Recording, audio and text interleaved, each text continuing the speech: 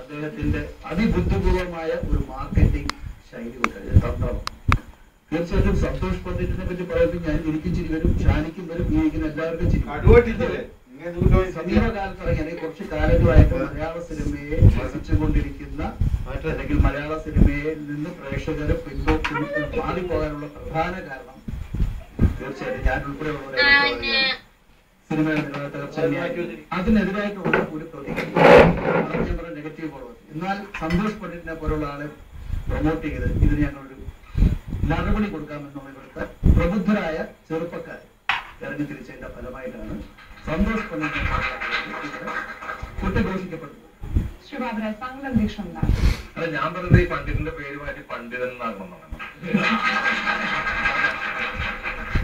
എന്നെ എന്ത് പറഞ്ഞാലും എനിക്ക് കുഴപ്പമില്ല. എന്നെ തന്തയ്ക്ക് വിളിച്ചോളൂ, തള്ളയ്ക്ക് വിളിച്ചോളൂ, അത് അതിനെ സിനിമ എന്നെന്താ പറയുന്നത്? അതിനെ നിങ്ങൾ എന്ത് പറഞ്ഞാലും അതിനെ സിനിമ എന്നെന്താ പറയുന്നത്? അത് പണ്ട് നമുക്കൊരു ഷക്കീല തരംഗുണ്ടായി, അതിന്റെ പുറകെ കുറച്ച് ആൾക്കാരുണ്ടായിരുന്നല്ലോ, ഇതാണ് എവിടെയൊന്നുമില്ലത്. അപ്പൊ അതുകൊണ്ട് ഇത് എനിക്ക് പറയാനുള്ളത് നമ്മുടെ കൊച്ചനിയന്മാരോട് പറയുന്നത്, കാരണം ഇവരാണത് പ്രോത്സാഹിപ്പിക്കുന്നത്. അവനെ തെറി പറയാൻ വേണ്ടി ചെയ്തത് തിയേറ്ററിൽ, അതുകൊണ്ട് അതിനകത്ത് കലാമൂല്യം കൊണ്ടോ മറ്റൊന്നും കൊണ്ടല്ല. ഇയാളെ ചീത്ത പറയാം, ഇയാൾ ഫോൺ ചെയ്ത് കഴിഞ്ഞാൽ ആർക്കാണ് അത്രയാണോ പറയുന്നത് തമ്മയ്ക്കാണോ പറയുന്നത്, ആ പറഞ്ഞോളൂ എന്ന് പറയുന്നത് അദ്ദേഹത്തിന്റെ വേഷം ഇതാണ്. ഞാൻ പേഴ്സണലായിട്ട് എനിക്ക് ആ ചങ്ങാതിനോട് യാതൊരു ഇതുമില്ല. പക്ഷെ ഞാനടക്കം 10-12 വർഷമായി നമ്മളടക്കം കഷ്ടപ്പെടുന്ന ഇൻഡസ്ട്രിയാണ്, നമ്മൾ ഒന്ന് പിഴച്ചു പോകാനായിട്ട്. പക്ഷെ അവിടെ ഇങ്ങനെ ഒരു മാറ്റം വരുത്താന്ന് പറയുമ്പോൾ നമുക്ക് ഒരിക്കലും അനുകൂലിക്കാൻ പറ്റുന്നില്ല. എനിക്ക് ഈ പണ്ഡിതരോട് എനിക്ക് യാതൊരു ഒരു ഇതുമില്ല. സിനിമയുമായി കൂട്ടിച്ചേർത്ത ഈ പേര് വായിക്കേണ്ട എന്നാണ് മലയാള സിനിമയിലുള്ളവർ ഞങ്ങളോട് പറഞ്ഞുകൊണ്ടിരിക്കുന്നത്. താങ്കൾ അത് കാണുന്നത് എങ്ങനെയാണ്? അല്ല, ഈ സന്തോഷ് പണ്ഡിറ്റിന്റെ പുള്ളിയുടെ സിനിമയെ പറ്റിയും പുള്ളിയെ പറ്റിയും നമ്മള് നെഗറ്റീവ്സ് ആണ് നമ്മൾ ചർച്ച ചെയ്തുകൊണ്ടിരിക്കുന്നത്. ഞാൻ എന്തൊരു പോസിറ്റീവ്സ് ആയിട്ട് പറയാം. അതായത് എന്റെ കയ്യിൽ 10,000 രൂപ ഉണ്ടെങ്കിൽ എനിക്കൊരു സിനിമ ചെയ്യാൻ പോസിബിൾ ആണ് ഇപ്പോഴത്തെ അവസ്ഥയിൽ. നമ്മൾ ഡിജിറ്റൽ മീഡിയവും അതുപോലുള്ള ഫെസിലിറ്റീസും ടെക്നിക്കും ഒരുപാട് ഡെവലപ്പ് ആയി കഴിഞ്ഞു. അത് സിനിമ ചെയ്യുന്ന ഘട്ടം വരെ അതിപ്പോ നമ്മൾ കണ്ടു. ഏറ്റവും കൂടുതൽ ചാപ്പാക്കുരിശിന്റെ സമയത്തൊക്കെ പ്രൊഡക്ഷൻ കോസ്റ്റ് കുറയ്ക്കുന്നതും സിനിമ എന്നത് യാഥാർത്ഥ്യമാക്കാനുള്ള പുതിയ സാങ്കേതിക വിദ്യയുടെ സഹായമൊക്കെ വരുന്നുണ്ട്. പക്ഷെ ഇത് പ്രേക്ഷകരിലേക്ക് എത്തുമ്പോഴുള്ള മാറ്റമാണ്. പ്രേക്ഷകർ സ്വീകരിക്കുന്നില്ല, പ്രേക്ഷകർ പുറത്തു നിൽക്കുന്നു എന്ന് ഒരു സ്ഥിരമായ പല്ലവിക്കിടയിലാണ്. നമ്മുടെ സൂപ്രധാരങ്ങൾ തന്നെ ഈ കലാപരതയും ആവിഷ്കാര ചാരുതയും എല്ലാം കൂടെ ചേർത്തിട്ട് എത്ര മണ്ഡല സിനിമകൾ മാർക്കറ്റ് ചെയ്ത ആളുകളെ പറ്റിച്ചിട്ടുണ്ട്. അതിലേക്ക് അത് നിലവാര കാഴ്ചയുടെ ഔന്നിത്യം മാർക്കറ്റ് ചെയ്ത് എത്ര പെട്ടെന്ന് പൊതുജന മധ്യത്തിലേക്ക് വരാം എന്നുള്ളത് അവർ പദ്ധതി കാണിച്ചു കൊടുക്കും. ശ്രീ സന്തോഷിന്റെ പ്രതികരണങ്ങളിൽ നിന്ന് ഇതുവരെ അല്ലാതെയും താഴേക്ക് കിട്ടുന്ന പ്രതികളിൽ നിന്ന് താങ്കൾ എങ്ങനെയാണ് വിലയിരുത്തുന്നത്? താങ്കളുടെ സിനിമ കാണുന്ന ആരാണ്? പുതുമ ഇഷ്ടപ്പെടുന്ന പ്രേക്ഷകരാണ് എന്റെ സിനിമ കാണുന്നത്. ഇപ്പോൾ തന്നെ നിങ്ങളുടെ അവിടെ ഇരിക്കുന്ന ബുദ്ധിജീവികൾ എന്ന് സ്വയം പറയുന്ന ആളുകൾ ഒരാൾ പോലും എന്റെ സിനിമ കണ്ടിട്ടില്ല. സിനിമ കണ്ട ഒരാൾക്കും ഒരു വിമർശനം ഇല്ലാന്ന് മനസ്സിലാക്കുക. ഞാനെന്താ ആരെയും കൊന്നിട്ടുണ്ടോ ഏട്ടാ? അല്ല, ഞാനെന്താ അവിടെ പിടിച്ചു വയ്ക്ക് വല്ലതും പോയിട്ടുണ്ടോ? ഞാൻ അന്തസ്സായിട്ടൊരു സിനിമ ചെയ്തു. 3 മണിക്കൂറിന്റെ ലെങ്തി ഫിലിം, 8 പാട്ടും 8 സംഘടനകളായിട്ടുള്ള നല്ല പുതുമ നിറഞ്ഞൊരു പ്രമേയം. ഇവരാരും സിനിമ കാണാത്തതുകൊണ്ട് എനിക്ക് ഇവരോടൊന്നും പറഞ്ഞിട്ട് കാര്യമില്ല. ആ സിനിമ കാണാൻ പുതുമയുടെ ആയെങ്കിൽ ആ സിനിമ ഇടിച്ചു കയറുന്നു, ആളുകൾക്ക് വളരെ ഇഷ്ടപ്പെടുന്നു, ആളുകൾ എന്നെ സൂപ്പർ സ്റ്റാറായി കണക്കാക്കുന്നു. ഇവർക്ക്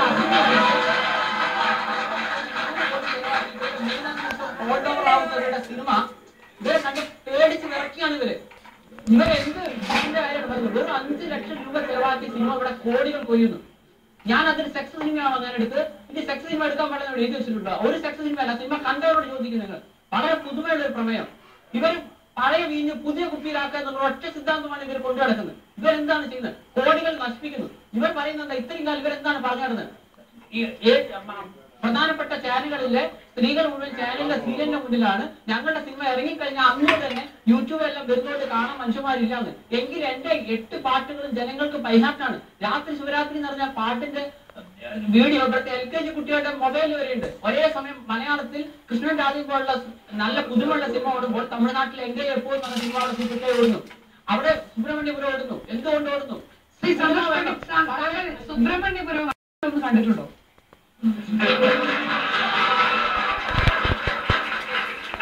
സിനിമ പുതിയ ആളുകളുടെ സിനിമ ജനങ്ങൾ അംഗീകരിക്കുന്നു.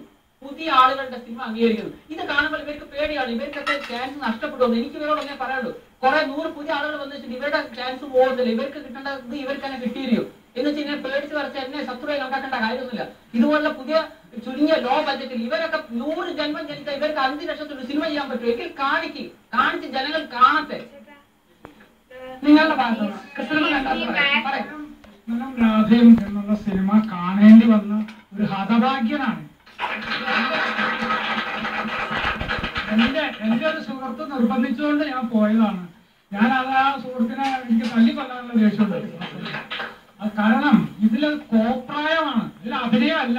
ഇത് സന്തോഷ് പണ്ഡിറ്റ് ആയാലും ബാക്കിയല്ല ഒരാള് പോലും നല്ലൊരു അഭിനേതാവില്ല. ഞാൻ അവസാനം നോക്കി, താങ്കൾക്ക് പണമുണ്ടെങ്കിൽ സിനിമ നിർമ്മിച്ചോ, നല്ല നല്ല ആൾക്കാരെ സംവിധാനം രക്ഷപ്പെടുത്തണേ എന്ന ഒറ്റ പ്രാർത്ഥനയുള്ളൂ. നേരത്തെ താങ്കൾ പറഞ്ഞ ഒരു പൊളിറ്റിക്സും ഒരു പേടിയും ഇല്ലാത്തൊരു സാധാരണ പ്രേക്ഷകനാണ് പറയുന്നത്. ഓക്കെ, ഞാൻ പറയുന്നു, ഞാൻ ആരോടും പ്ലീസ് കാണുന്ന ഈ പറയുന്ന വ്യക്തിയുടെ അടുത്ത് ഞാൻ പോയിട്ടില്ല. ഇഷ്ടമുള്ള പുതിയ മനസ്സുള്ള കണ്ടാൽ മതി. എന്റെ സിനിമ കാണാൻ ആളുകൾ ഉള്ളിടത്തോളം കാണാൻ ഞാൻ ജനങ്ങളുടെ മുന്നിൽ കാണിച്ചിരിക്കും. ഇഷ്ടമുള്ള പുതിയ മനസ്സുള്ള കണ്ടാൽ മതി. ഞാൻ ആരോട് കാണുന്ന നടക്കുന്നില്ല. ഇയാൾ എന്തിനാ എന്റെ സിനിമ കാണുന്നത്? നല്ല ആളുകൾ കണ്ടാൽ അത് കാണാൻ ആളുകൾ ഇവിടെ ഉണ്ട്. ഇവിടെ 30 ദിവസം ഹൗസ് ഫുള്ളിൽ സിനിമ നിർമ്മിച്ചോളൂ, അഭിനയിക്കാതിരുന്നാൽ മതി, സംവിധാനം ചെയ്യുകയും ചെയ്യരുത്. രണ്ടും അഭിനയിക്കും. ഇഷ്ടമുള്ള പുതിയ മനസ്സിന്റെ കണ്ടാൽ നിങ്ങളുടെ കാണാൻ ഞാൻ പറഞ്ഞോ, നിങ്ങളുടെ വീട്ടിലേക്ക് ഞാൻ പറഞ്ഞോ, സിനിമ കാണാൻ അറിയാമോ?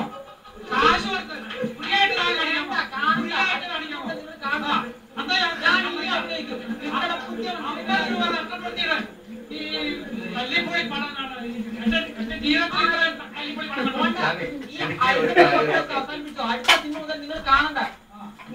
നിങ്ങളെ പോലുള്ളവര് ഇവിടെ എനിക്ക് ഒറ്റ കാര്യം ചോദിക്കാനുള്ളത് ഡോക്ടറോടാണ്. ഡോക്ടർ, ഇയാൾക്ക് മാനസികമായിട്ട് എന്തെങ്കിലും